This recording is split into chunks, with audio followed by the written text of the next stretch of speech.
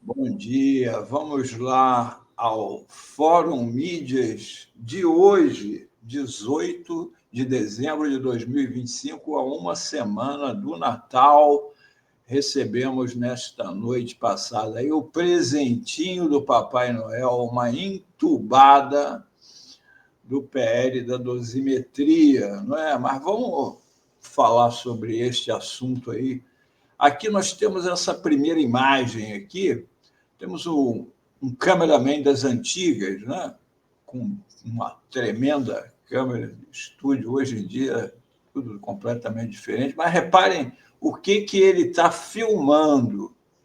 A gente vê uma pessoa que está à esquerda com aparentemente uma faca na mão e a pessoa da direita apavorada, com a mão levantada, como que suplicando para não levar aquela facada.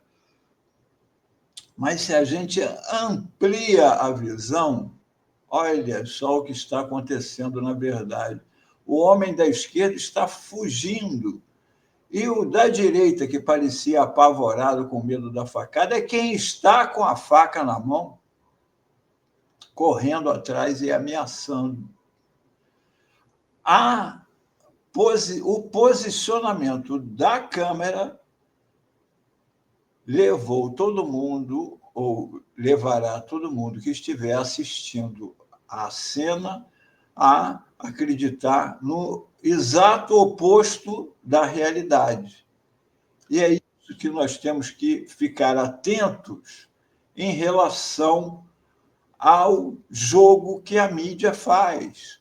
Não só a mídia tradicional, Rede Globo, Folha, Estadão, o Globo, Veja, etc., mas hoje em dia ainda temos mais perigosas ainda as redes sociais que trabalham com o algoritmo buscando a indignação, porque a indignação gera views. A pessoa fica indignada com alguma coisa, ela fica procurando, vai de um para outro, fica salpicando, e é tudo que eles querem.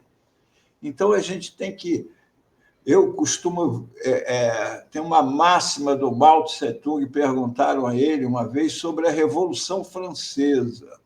Para quem não liga quem é Mao Tse-tung, é um líder chinês do século XX, grande líder chinês do século XX. Logo, foi quando a pergunta foi feita a ele. E a pergunta foi sobre a Revolução Francesa, que aconteceu em 1789. Então, já tinha acontecido pelo menos uns 150 anos, quando a pergunta foi feita a Mao Tse-tung. E ele respondeu: é uma coisa que eu estou pensando, porque é um acontecimento ainda muito recente. E por que é recente? Porque a história da China é milenar.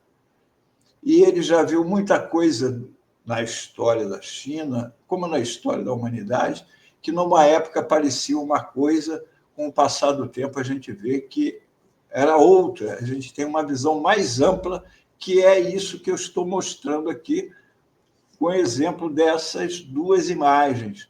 E, com isso, falando que precisamos ficar muito atentos para não cairmos naquela rede que nos suga para a indignação, para que a gente nem pense, não pare para pensar: opa, espera aí, o que será isso aí? Vamos ver.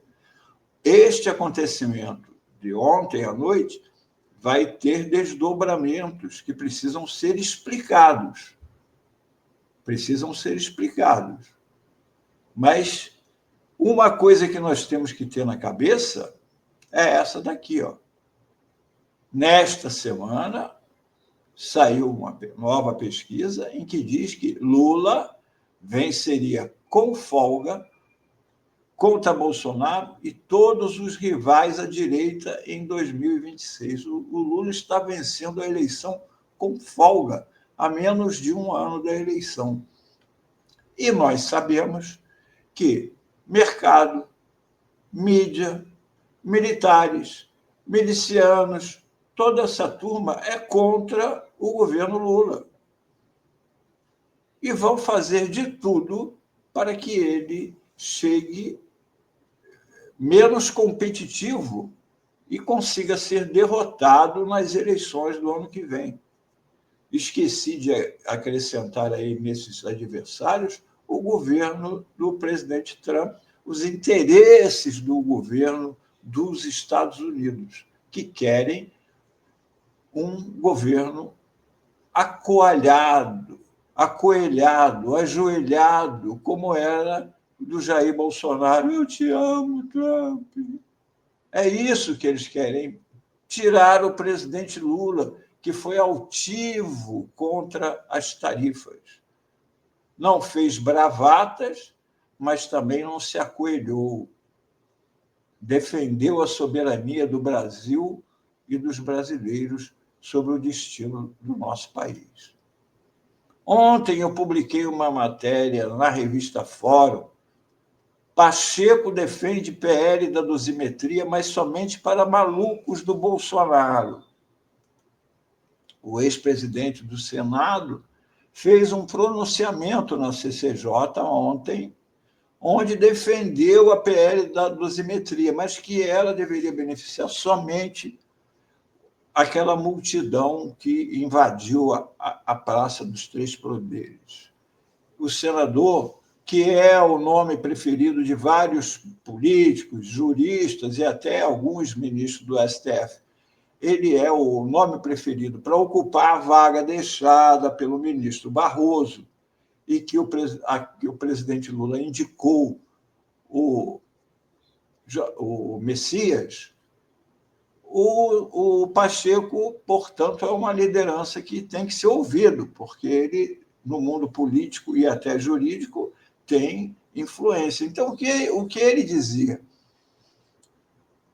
Que essas pessoas não lideraram, não financiaram e nem planejaram os ataques.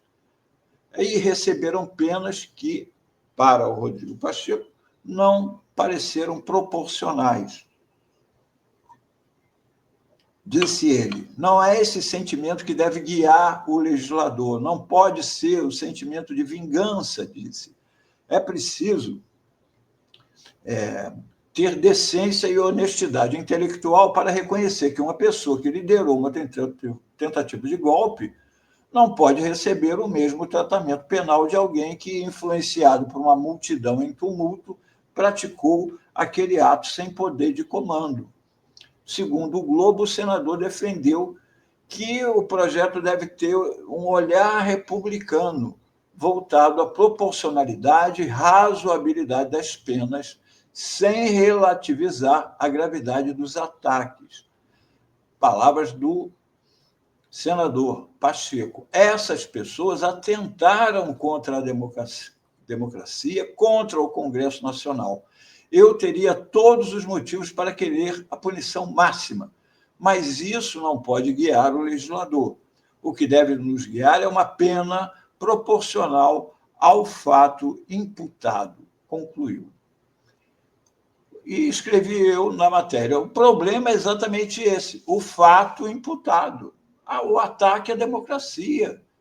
E esse ataque à democracia não foi feito por crianças, mas por adultos, vários deles a que foram oferecidas oportunidades de se livrarem do julgamento no STF em troca do reconhecimento de culpa e penas leves, sem prisão, e que, no entanto, preferiram enfrentar os julgamentos, mostrando não terem sido movidos apenas pelo efeito manada, entusiasmo do momento, mas por convicção ideológica.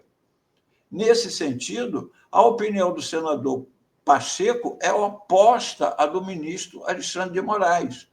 Em seu voto pela condenação dos réus do Núcleo 2 da trama golpista na tarde de anteontem, o ministro foi enfático na defesa das punições elevadas, como estão para desestimularem futuros golpistas. Aí eu boto aqui, né, e falo, esses a quem o senador Pacheco deseja abrandar as penas são fundamentais em toda estratégia golpista. Não adianta você ter liderança, planejamento e financiamento se não houver esses malucos, né, que o Bolsonaro chamou de malucos, ou seja, esses simpatizantes, aquela horda, aquela multidão, que são os soldados da linha de frente para causar o tumulto, para ficar em frente aos quartéis, para ocupar as praças, para poder gerar a GLO e gerar o golpe. Então, essas pessoas são fundamentais e não são pessoas alienadas, coitadinha, pobrezinha. Elas tiveram a chance de falar, olha, errei, e preferiram, não. Então, paguem a pena. Paguem a pena. Então, aqui tem as palavras do ministro Alexandre de Moraes, que eu tenho essas palavras aqui em vídeo. Mais discursos de atenuante em penas aplicadas depois do devido processo legal, aplicadas depois da ampla possibilidade de defesa, porque isso seria um recado à sociedade de que o Brasil tolera ou tolerará novos flertes contra a democracia. Exatamente nesse sentido é que a aplicação da pena tem fundamental importância, com imparcialidade, com igualdade, com coerência, mas é importante que a resposta estatal, como disse nosso presidente da turma, ministro Flávio Dino, a resposta estatal não é vingança, mas a resposta estatal deve ser dura para punir aqueles que tentaram acabar com a democracia no Brasil e evitar que outros se arvorem de substitutos do povo. Pois é, então, como vimos, a posição do ministro Alexandre de Moraes é oposta à do senador Pacheco. Mas essa história da redução de penas a partir do momento da mudança da lei já estava aqui com o ministro Barroso. Barroso defendeu fundir crimes para diminuir penas de bagrinhos do 8 de janeiro. Gente, na nossa sociedade, toda vez que o crime chega no andar de cima, eles saem correndo para arrumar um jeito de diminuir a pena ou de fazer a pessoa poder cumprir a pena num lugar mais aprazível, né? Porque, pensando bem, uma pessoa, um senador da República, um ex-presidente, ficar na cadeia comendo estrogonofe de salsicha, não dá, né? O cara tem que ter um certo conforto. Você veja o Bolsonaro está com televisão, ar-condicionado, frigobar e está reclamando do barulho do ar-condicionado. 200 mil presos em presídios brasileiros sem terem sido julgados. E estão lá em cana. E as pessoas discutindo aqui se pode se diminuir a pena ou não. Em entrevista ao programa Roda a Vida, Roda, no dia 22 de setembro, agora, pouco antes de sair do STF, ele disse, o Barroso, que conversou com o presidente do Senado, Davi Alcolumbre, sobre a possibilidade de unir os crimes de golpe de Estado e a abolição do Estado Democrático de Direito em um único delito.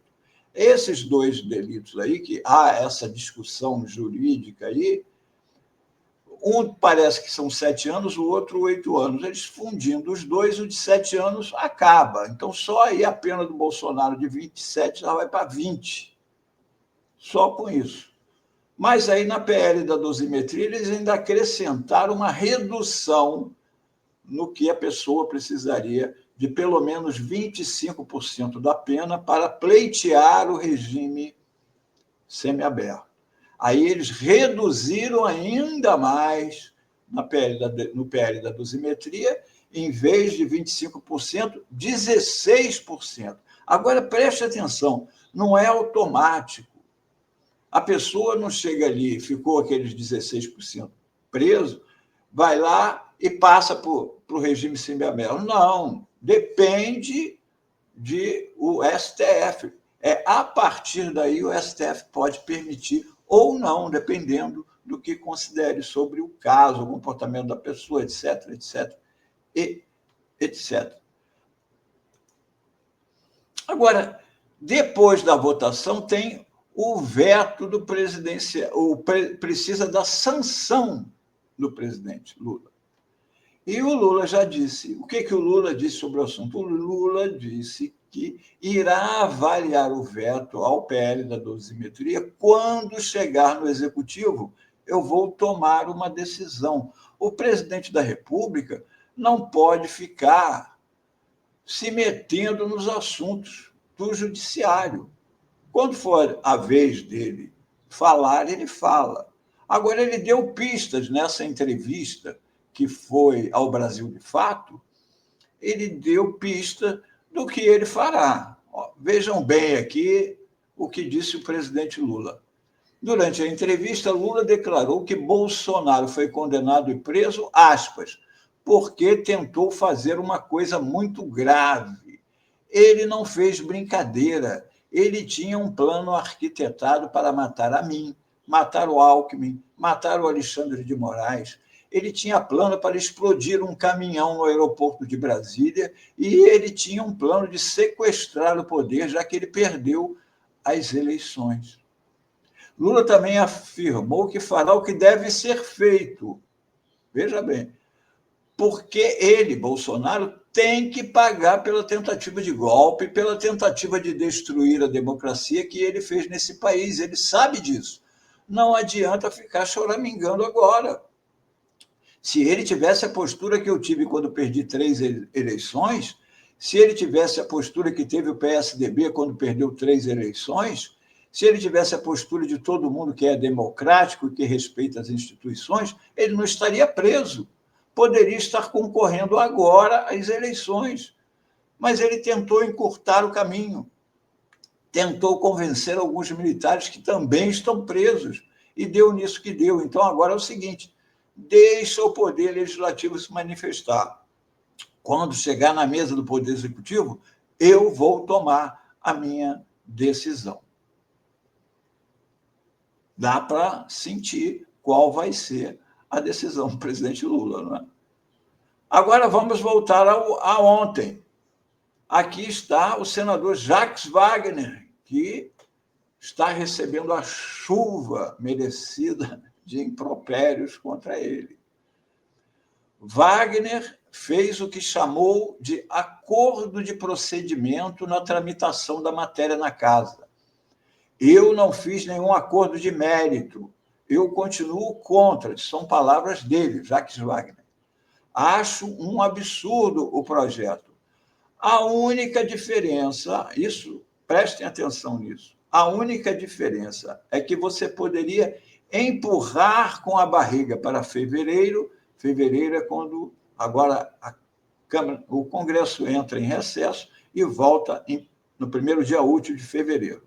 Por isso ele está falando em fevereiro. Poderia empurrar com a barriga para fevereiro ou votar hoje.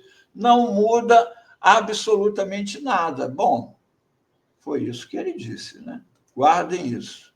Aqui temos um trecho da coluna do jornalista Luiz Costa Pinto, que há aproximadamente uma semana denunciou em sua coluna que havia um acordo com o Supremo, com tudo, e que nesse acordo estavam 3 ministros do Supremo, o ministro Dias Toffoli, o ministro Gilmar Mendes e o ministro Alexandre de Moraes, além de Michel Temer, Paulinho da Força, Ciro Nogueira e etc.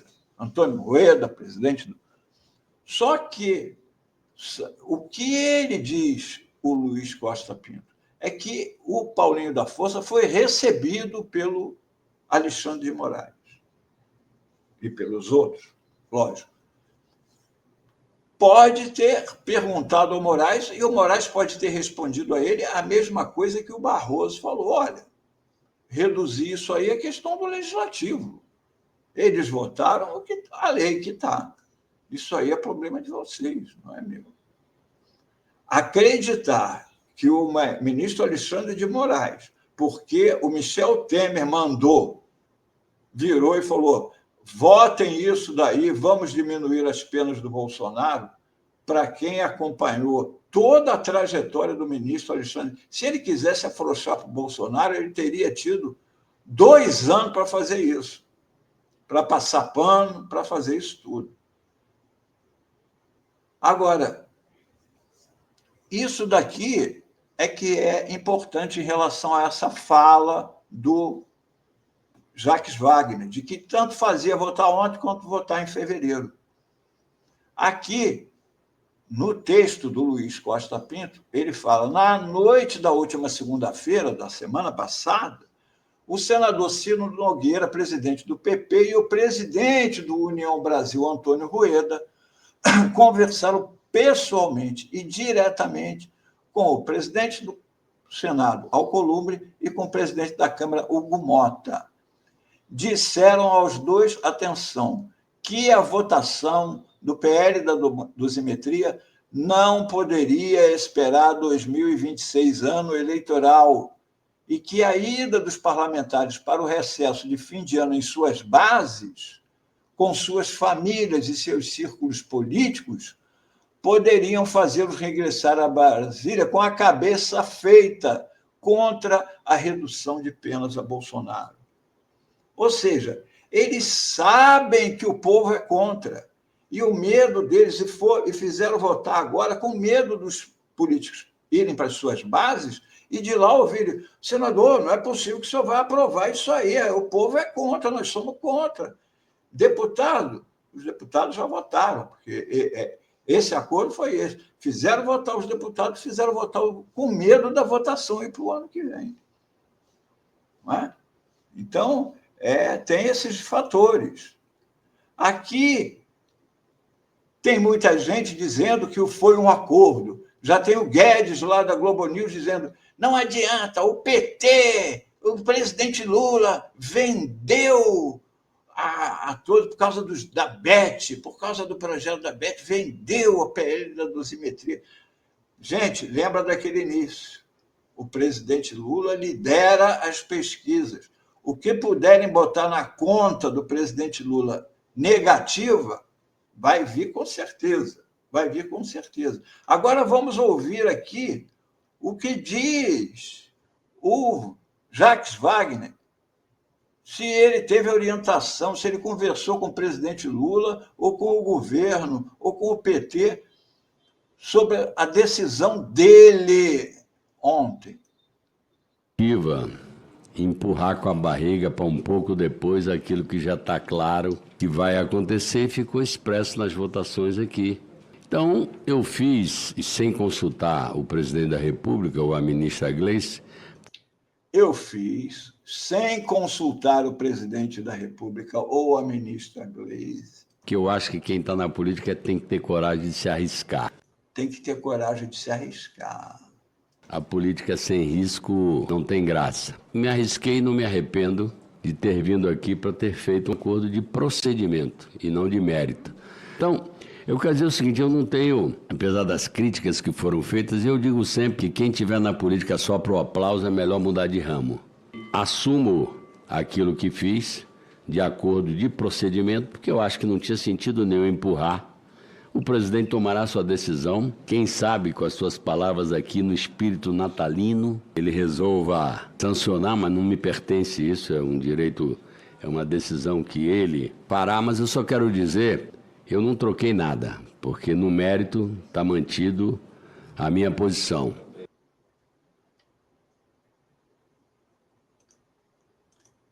Bom, ficou claro aí, né?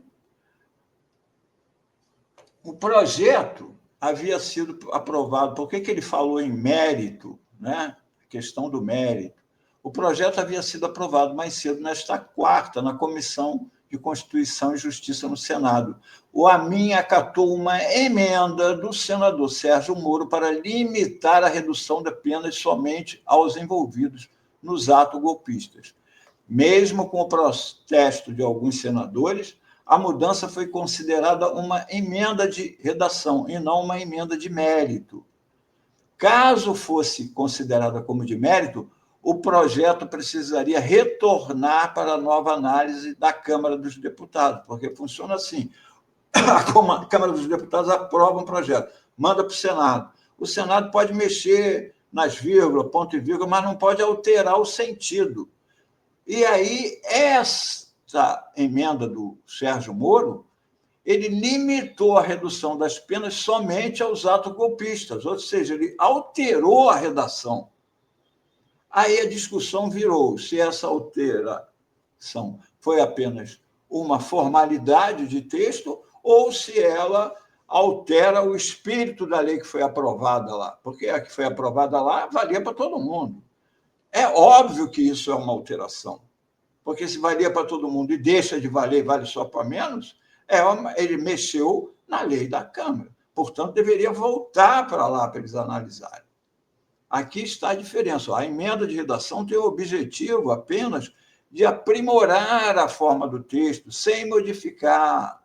Já a emenda de mérito altera o conteúdo normativo, a substância, a ideia central ou o propósito da lei. Agora, não vamos ficar apenas no que aconteceu de negativo. Ontem, o Senado também aprovou projeto de lei que corta aproximadamente 10% dos benefícios fiscais concedidos a empresas e setores. E a proposta inclui ainda o aumento da taxação de bets, fintechs e juros sobre o capital. Ou seja, o governo do presidente Lula conseguindo, né, o texto foi aprovado por 62-6, e ela vai para a sanção do presidente, já que já havia sido aprovada na Câmara. Portanto, é uma vitória, isso deve ser, evidentemente, sancionado pelo presidente Lula rapidamente, que é dinheiro para os cofres públicos. E aí vai restar isto aqui. Ou o STF vai anular a sessão do Senado e fazer eles o caso voltar para a Câmara, já que vai considerar que houve uma mudança de mérito, uma emenda de mérito e não de redação. Ou seja, no ano que vem, a Câmara vai ter que votar de novo o novo projeto aprovado no Senado, ou o STF não vai falar nada e o Lula vai ter um prazo de 15 dias úteis a partir do dia que entregarem a ele a lei para ele sancionar ou vetar. Como já estamos no final do ano, isso provavelmente vai passar para o ano que vem. E aí, com muito pernil e muita farofa de final de ano, vamos ver o que aconteceu. O importante é sempre levarmos em consideração que temos que manter a calma e não nos deixar levar pela impressão do momento, que é tudo o que eles querem. Não se esqueçam lá da imagem inicial, né, que mostramos aqui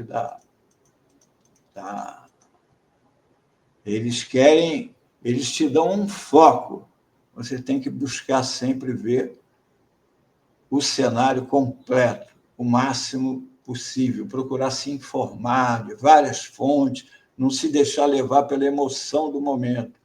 Lembre-se da frase do Mao Tse-tung sobre a Revolução Francesa. É um acontecimento muito recente para dar opinião. Ok? Valeu, este foi o Fórum Mídias de hoje.